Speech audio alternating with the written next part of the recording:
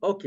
S'il n'y a pas de questions, on va passer directement à un autre type de charges à payer, c'est les intérêts à payer sur les emprunts hypothécaires. Les emprunts hypothécaires qui servent généralement à financer l'acquisition de l'actif immobilisé, il y a des intérêts qu'il faut payer sur l'emprunt. Ça, c'est tout à fait normal. On va prendre un exemple, d'accord, pour comprendre comment faire l'écriture de la régularisation concernant les intérêts à payer. D'accord? Donc, on va faire deux petits exercices. Allez-y à la page 249 et vous allez voir une mise de situation en bas de la page 249. Pour financer l'achat du bâtiment, Tennis Intérieur Knowlton a procédé à un emprunt de 150 000. Le taux d'intérêt qui sera appliqué sur le remboursement est de 6%. D'accord? Et de 6%. Bah, le paiement mensuel, c'est 957,75 qui comprend le capital et les intérêts. Les paiements sont versés le premier de chaque mois et le remboursement s'étend sur une période de 25 ans.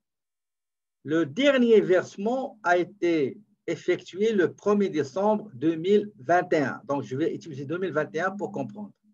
Le 1er décembre 2021, on a fait le dernier dans l'année 2021, c'était le 1er décembre. À la suite de ce versement, le solde de l'emprunt était de 142 500. Donc, si je prends le capital moins les remboursements, bah, ça m'a donné un solde de 142 500.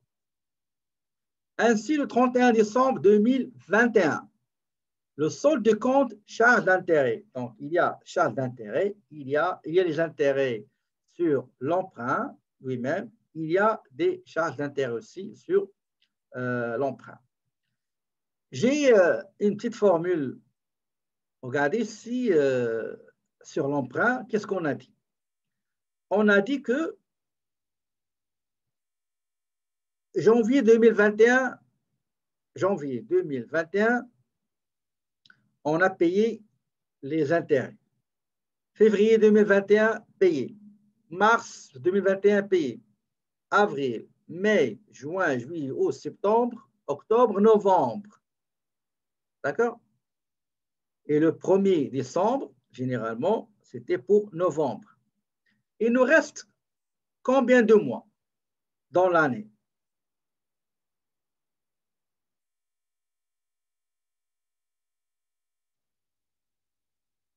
Il nous reste un mois. Exactement. Il nous reste un seul mois. Donc, de la même manière qu'on a fait pour l'amortissement, on le fait pour les intérêts. Donc, j'ai le solde. Toujours, je paye les intérêts sur le solde. À la fin, au 31 décembre 2021, j'ai un solde de 142 500. Les charges d'intérêt, je ne les ai pas encore réglées. En 2021, je n'ai rien reçu. OK? Ou bien, je n'ai pas payé les charges d'intérêt. Je vais les payer en 2021. D'accord? Mais généralement, le bâtiment, est-ce qu'il a servi en décembre 2021?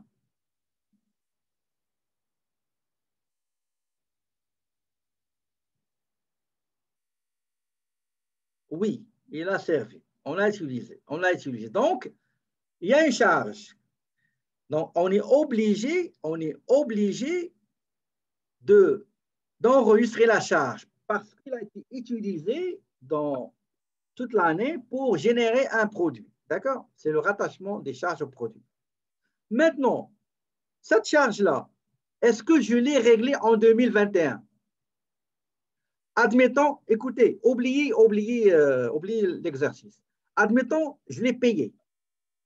je l'ai payé par carte débit. OK, je marche, je vois ma banque, j'entre, je prends ma carte guichet, pardon, carte bancaire débit, et j'ai dit, écoutez, je veux payer, je suis de passage, je veux payer le 712,50. Quelle sera l'écriture que vous allez faire? Qu'est-ce que vous allez débiter et qu'est-ce que vous allez créditer? Exactement. Exactement. Donc, vous allez débiter charge d'intérêt, 57,80, et vous allez créditer en caisse la banque. D'accord? OK. C'est pour, on va dire banque. Moi, je n'aime pas utiliser en caisse. Sincèrement, j'aime utiliser l'élément de l'encaisse. Lequel exactement? Maintenant, si je passe, je paie en espèces, quels sont les comptes que je vais utiliser? Et oubliez l'encaisse. On va utiliser un élément dans l'encaisse. J'ai payé par caisse. Pardon. J'ai payé espèce. Donc, sera la charge d'intérêt et plus caisse. D'accord? OK. Admettons, je n'ai pas payé par la petite caisse, j'ai payé par chèque personnel. Chèque personnel. Quelle est l'écriture qu'on va faire?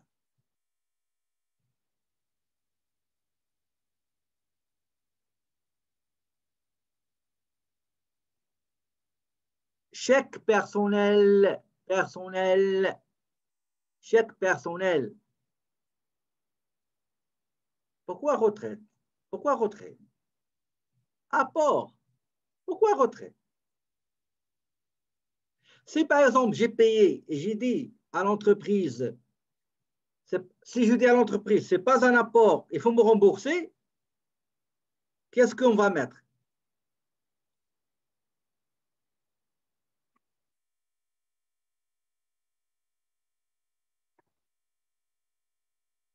Qu'est-ce que vous allez mettre? Si je paye, je ramène le reçu à la banque et je dis au comptable, s'il vous plaît, la semaine prochaine, vous allez me rembourser. Je dois débiter la charge et je dois créditer emprunt propriétaire. OK?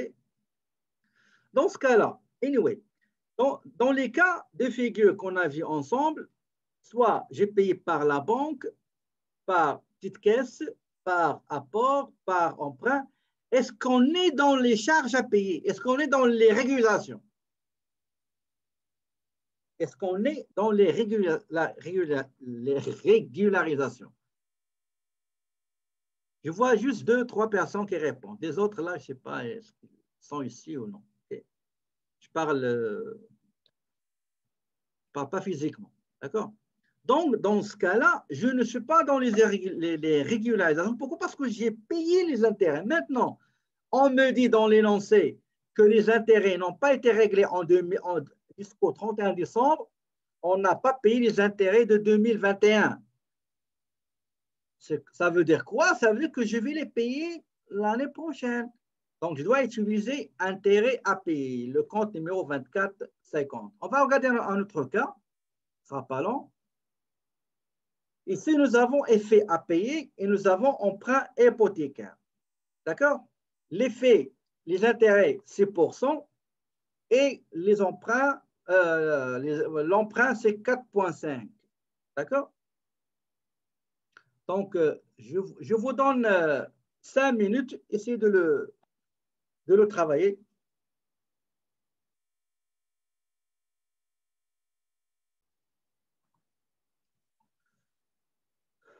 Graphitech présente les deux comptes passifs. Nous avons dans le passif deux comptes. Effet à payer, 12 000 et emprunt hypothécaire, 200 000. Okay? Donc, pour ce qui est, attendez juste, voilà, le taux d'intérêt annuel de l'effet à payer, 6%. D'accord? Donc, toujours, il faut décortiquer. Vous allez écrire effet à payer, 12 000. À côté, le taux d'intérêt, OK, 6% annuellement. L'effet à payer a été contracté, signé le 15 novembre. Donc, l'intérêt ne sera pas annuel, il sera juste pour 15 jours de novembre et le mois de décembre 2021. D'accord?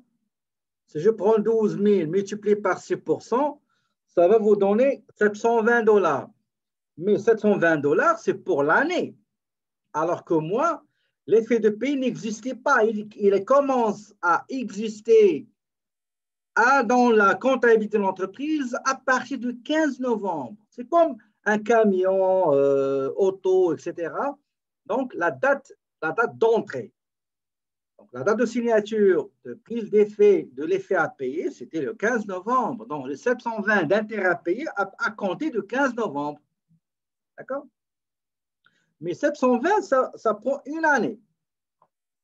Ça veut dire du 15 novembre jusqu'à le 12e mois. Donc, je dois calculer juste la portion de 2021. 15 novembre, les 15 jours de novembre et le mois de décembre. En ce qui concerne l'emprunt, ce n'est pas compliqué. On vous dit que les intérêts payés sur l'emprunt hypothécaire, ils ont tous été réglés, sauf celui de décembre. Il sera payé le 1er janvier 2021. Regardez, les données sont de 2008. Pour l'emprunt, pour les intérêts sur l'emprunt, on vous dit clairement le 1er janvier 2022, c'est-à-dire 2009 ici, le versement sur l'emprunt hypothécaire relatif au mois de décembre, intérêt et capital sera effectué. Je vois que je vous ai expliqué généralement la donnée. Donc, je vous donne une deuxième chance, s'il vous plaît, complétez-le rapidement. Ce n'est pas compliqué. OK? Donc, regardez la réponse, elle est devant vous. Nous avons, attendez, je vais le faire sur Excel, comme ça ce ne sera pas long. On commence par effet à payer. D'accord, effet à payer. OK, l'effet à payer. Le montant, nous avons dit que c'est 12 000 $. D'accord? Date de signature, c'était le 15 novembre 2021. D'accord? Le taux d'intérêt, c'est combien? C'est 6%. D'accord? 6%. Donc, au 31 décembre 2021, attends, on calcule le taux d'abord. Donc, montant des intérêts, montant annuel, bien sûr, c'est annuel, égale 12 000 multiplié par le taux, excusez-moi, le montant égale 12 000 multiplié par le taux. Donc, on a dit que 6%.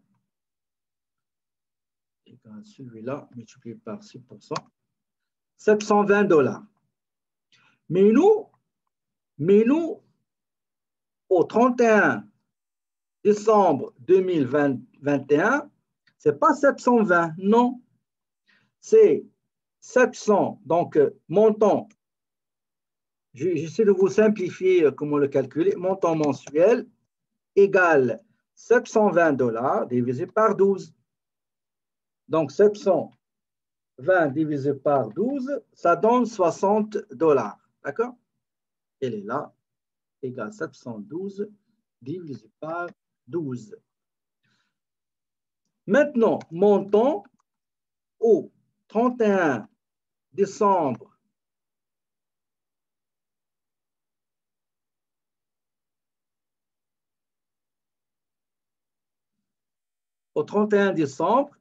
égale montant de novembre plus le montant décembre 2021. Ça veut dire quoi? Ça veut dire quoi? Ça veut dire que pour novembre égale 15 jours. 15 jours. Ça veut dire le mois qui est 60 $ divisé par 2, ben, ça donne 30 $. D'accord? Ça donne 30 $. Pour décembre 2021 égale le mois, on a dit c'est 60 $. J'ai ici 30 $, j'ai ici 60 $. D'accord?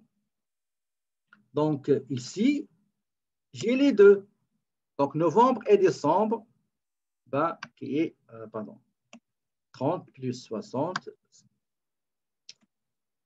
égale 30 $ plus 60 $, c'est 90 $.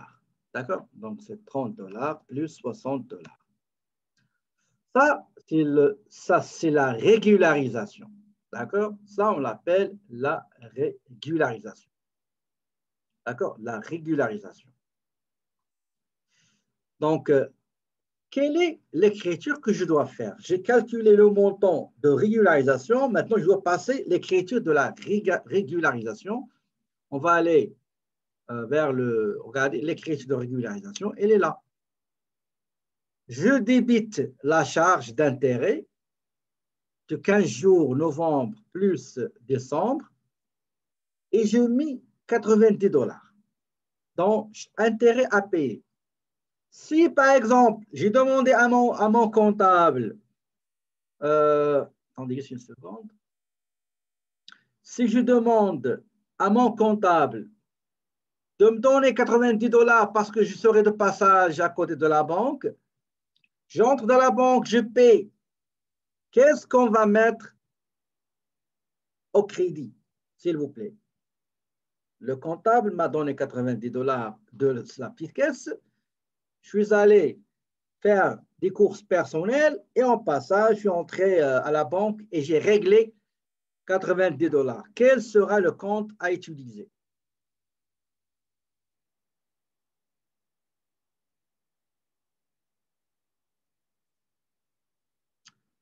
La petite caisse, exactement, la petite caisse. Supposons que j'ai payé par le chèque de l'entreprise. J'ai payé par le chèque de l'entreprise. Ce sera la banque, exactement. Ce sera la banque, effectivement. Si tu payes par la petite caisse ou la banque, est-ce que tu es dans les travaux de régularisation? Si tu payes par la petite caisse, par la banque, par carte Visa, exactement. On n'est pas dans les travaux de régularisation. On n'est pas dans la catégorie de charges à payer. À payer quoi? J'ai déjà réglé. Le comptable m'a donné de l'argent. En passage à la banque, j'ai payé. Donc, on est quitte. On est nickel. D'accord? Maintenant, si je vais payer en 2021, à ce moment-là, je dois utiliser le compte 2450 intérêt à payer. D'accord? Donc, pour le deuxième, c'est les charges d'intérêt sur emprunt. Donc, nous avons le montant calculé. Si on prend 200 000, donc 200 000, multiplié par le taux d'intérêt qui est 4,5%, ça donne 9 000 par année, 12 mois. D'accord? Par année. Divisé par 12 mois, ça me donne 750 par mois. D'accord? Attendez, on va faire un petit Excel. Okay. Emprunt, ça c'est emprunt. Donc ça c'est emprunt. Donc le montant, on a dit c'est 200 000. Et on a dit le taux d'intérêt.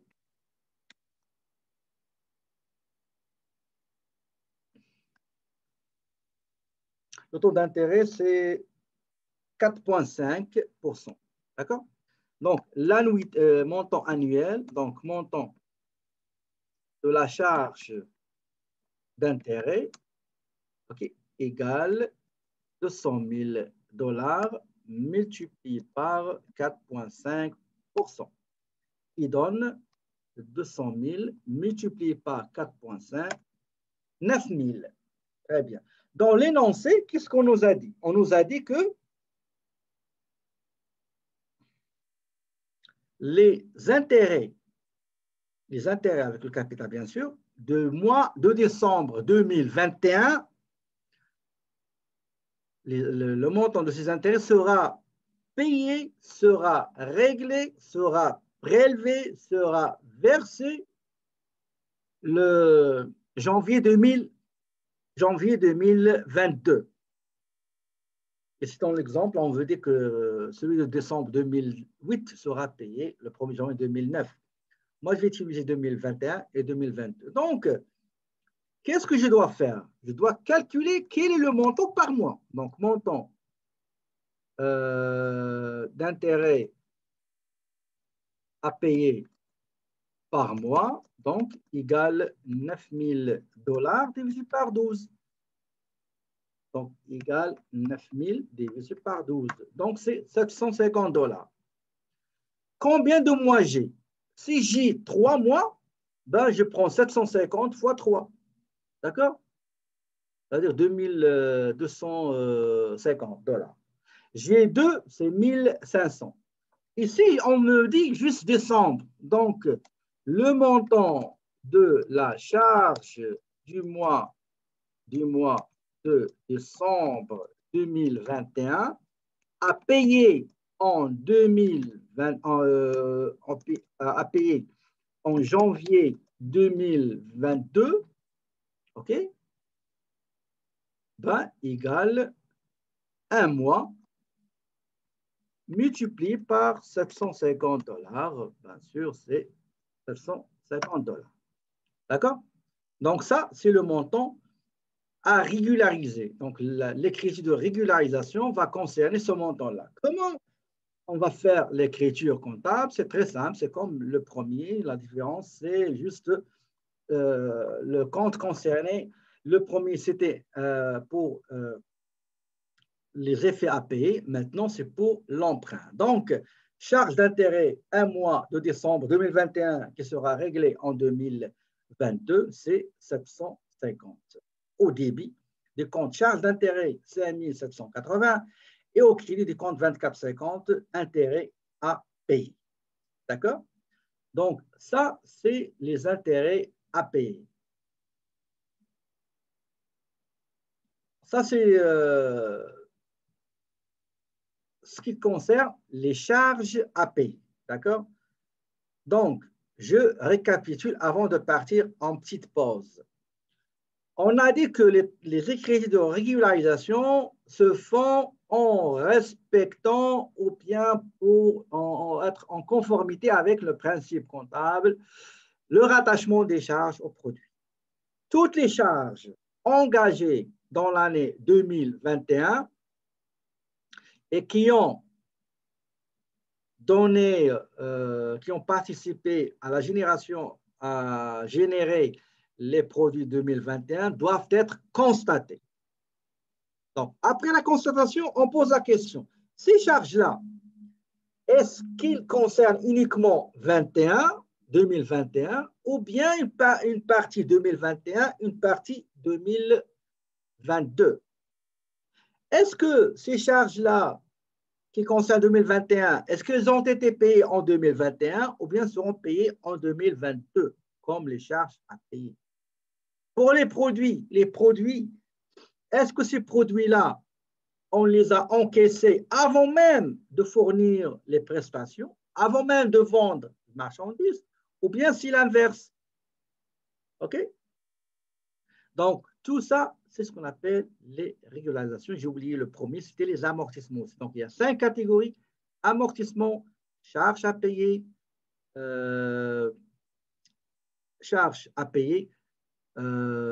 produits à recevoir, charges payées d'avance et produits perçus d'avance. Les deux, on va essayer de les voir après la pause. Est-ce que vous avez des questions, s'il vous plaît?